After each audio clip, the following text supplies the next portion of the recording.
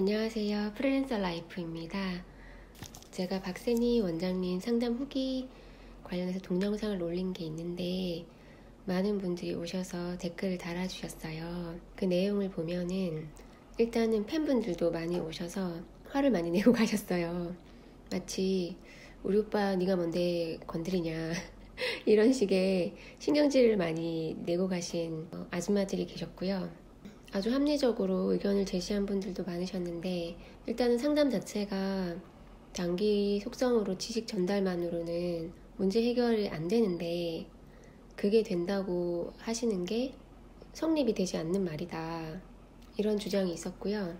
그렇게 상담이나 강의를 듣느니 그 돈으로 운동을 하고 책을 사보고 인터넷에서 더 유익한 유튜브에서 강연을 찾아보는 게 낫겠다.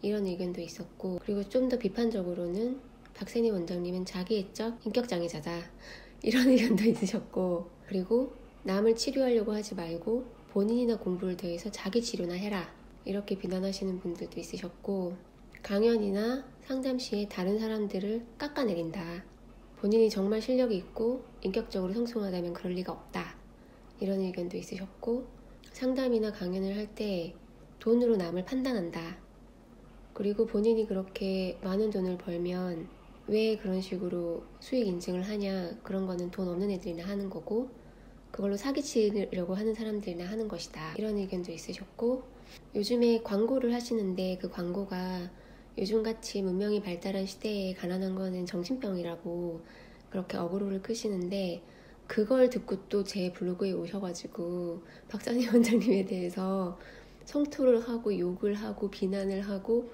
막 그러세요.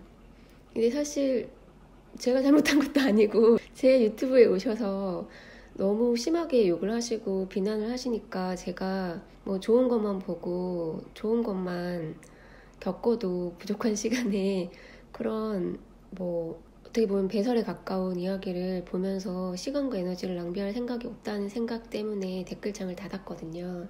그런 식으로 어그로를 끄시는 거에 대해서는 이해는 가요. 어쨌든 인터넷에서는 자기 지적재산권을 팔아야 되고 납의 입에 오르내려야 되고 어떻게 해서든 많은 접속이 일어나야지 가치가 있고, 다른 사람들이 그 사람이 뭘 하는 사람인지 그 입 위에 오르내려야지 돈이 되기 때문에 그렇게 하시는 건 이해가 가지만, 사실 가난이라는 거는 그런 식으로 어그로 끌어서 가난한 사람들을 매도하기에는 굉장히 복잡한 문제고, 과거의 신분제 사회에서는 집안이 부자고 집에 돈이 많으면 사돈의 팔촌까지 지위를 주고, 귀족사회에서 영국에서는 그랬죠.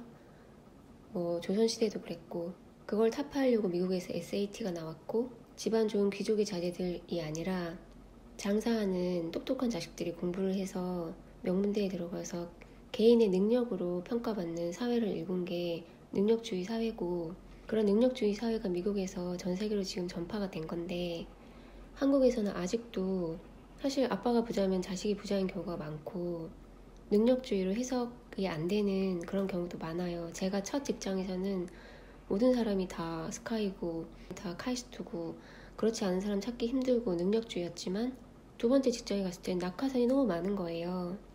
그렇지 않은 부분도 굉장히 많거든요. 박세니 원장님의 논리에 따르면 이제는 가난한 사람은 정신병자라고까지 낙인을 찍혀야 되는 거예요. 과거에는 집안이 좋지 않아 이렇게 낙인이 찍혔는데, 능력주의 사회에서는 쟤는 능력이 없어 그래서 가난해 이런 낙인이 찍혔는데, 박세니 원장님의 논리라면은 쟤는 정신병자야 이런 낙인이 찍히는 거예요. 그건 굉장히 매도하는 거죠. 이런 식으로 광고를 하는 거는 박세니 원장님이 비난받아 마땅하다고 저는 생각해요. 그래서 너무 심한 비난이 많아서 댓글을 닫았고, 제가 창의적이고 생산적인 데 시간을 쓰는 게 낫지 그걸 하나하나 보면서 삭제하고 의견 달고 그럴 필요는 없다는 생각에 댓글창을 닫았고요.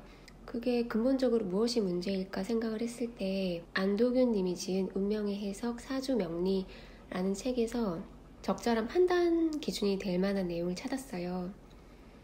여기에서 안도균님은 상담이 필요한 많은 사례들 그리고 그 유용성에 대해서 충분히 인정을 하신대요.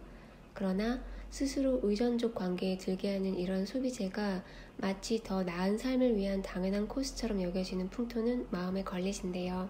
특히 상담가가 위계적일수록 자신의 능력을 드러내려 하고 내담자를 쉽게 컨트롤하려고 한다고 해요. 그런 구도가 바로 사제 권력이 작동하는 프레임이라고 합니다. 내담자는 그런 능력 있는 사람의 친절한 상담이 좋은 대우 혹은 서비스를 받는 것이라고 생각하지만 사실 그것은 생각의 주체를 소외시키는 일이라고 합니다. 현대 의료를 치료 주체가 환자가 아니라 의사로 설정하고 환자는 그 의존적 관계에서 자기 몸을 소외해버리는 것과 마찬가지로 마음을 치료하는 주체가 상담가에게 있다면 그것은 정신과 영혼을 소외시키는 것과 다름이 없다고 이렇게 써 있는데요. 후기 영상의 댓글에 보면은 박세니 원장님이 권위로 사람들을 말을 잘 듣게 하는 기술이 뛰어나다 이런 내용이 많았어요. 그런데 사실은 그렇게 하시면은 안 되는 거예요. 사제 권력을 작동을 해서 내담자를 한다는 거는 그 사람을 소외시키는 일이고 사실 이거는 직업윤리와 관련된 부분이고 그분은 해서는 안 되는 일을 하는 거예요. 보통 정말 진정한 상담을 제대로 공부하시는 분은 정말 그 개인이 하는 말이나 그런 성향에 스스로 깨닫을 때까지 기다리고 들어주고 그 계도하고 인도하고 의견을 내고 가르치는 거는 굉장히 삼가하시거든요. 박세니 원장님이 연세대 심리대학원을 나왔다고 그렇게만 학벌을 기재하고 계신데 어떤 분이 박세니 원장님 학부는 말도 못하는 곳이라는 거예요. 근데 왜 말도 못하나? 학부는 이름만 있으면 말을 할 수 있는 학교가 아닌가. 그런 식으로 본인이 어떻게 보면은 자기 권위를 세울 만한 정보는 다 앞세우고 그렇지 않은 거는 다 흐리고 삭제하고 이렇게 하시는 거에 대해서 굉장히 불만이 많으셔서 본인 유튜브 채널을 파서 성토로 하시면 되는데 제 유튜브 채널에 오셔가지고 성토로 하시기 때문에 제가 어쩔 수 없이 댓글을 달았는데요.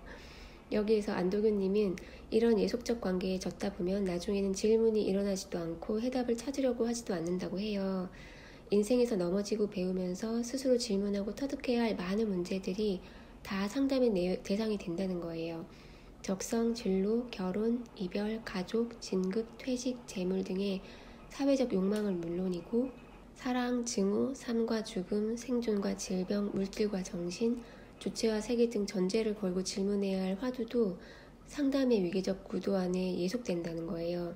특히 자본주의에서는 사제 권력은 하나의 상품이라는 거예요. 지금 박세니 원장님이 굉장히 자신의 강의를 상품화해서 자극적으로 홍보를 하고 계시죠.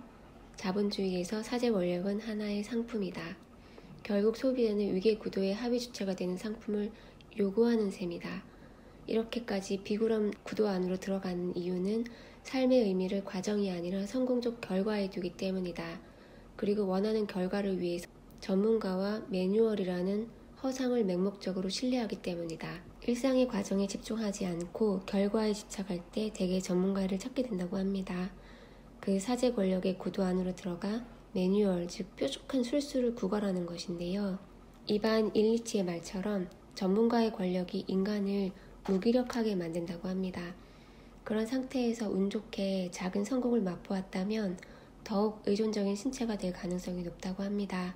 결국에는 혼자서는 안 되는구나 라는 의존성만 커질 테니까요. 이렇게 음적인 힘이 세상을 어지럽히기도 하고 사제 권력을 얻고 사람들을 의존적 신체로 만들기도 합니다. 그렇다면 운명론을 아예 버리는 게 낫지 않을까, 이런 상담하고 의존하는 이런 학문 자체를 버리는 게 낫지 않을까라고 이 저자는 이야기를 하고 있어요. 중요한 것은 사건의 결과가 아니라 사건을 겪고 있는 몸의 태도이고 몸은 곧 삶과 운명의 주체이고 몸은 그 자체로 사건의 현장을 겪고 있는 주체로서 기능한다고 하고 몸이 어떤 태도로 어떤 사건을 겪는가에 따라 운명의 수준이 달라진다고 합니다. 그래서 태도를 돌이켜보고 스스로 변혁하고자 한다면 상담이나 사주명리 이런 것들이 유익하다고 해요. 육체는 정신과 같이 변해야 존재가 바뀌는 것이고 육체의 훈련은 잘 안 쓰던 곳을 쓰는 것이라고 합니다.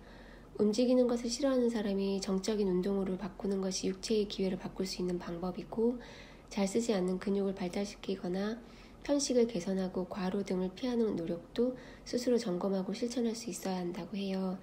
육체를 변화시키는 훈련을 지속적으로 유지하는 것이 매우 힘들지만 그래도 방법적으로 다들 많이 알고 있고 문제는 정신적인 기화를 변화시키는 것인데요. 일상이 습관의 주도권을 쥐고 있는 장이고 그 일상이 변화될 때 정신적인 기화가 변화된다고 합니다.